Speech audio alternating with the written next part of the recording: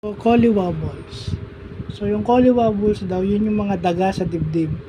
As daga sa tiyan. Hindi daga sa dibdib, daga sa tiyan dahil sa kaba. So, nagkakaroon tayo ng upset stomach dahil sa sobrang kaba and anxiety. So, nai-stress tayo. So, sumasakit yung tiyan natin. So, yun yung collywobbles. Intense pain dahil sa nervousness and kaba. O galit.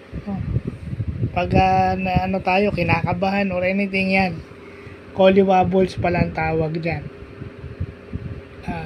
Kasi alam lang natin, butterflies in the stomach. Pero yung other term, which is a humorous term ng butterfly in the stomach is collywobbles. Well, bagong ng vocabulary natin, bagong increase. No, pampalawak ng ating vocabulary, expanding our vocabulary. So, yun lang po.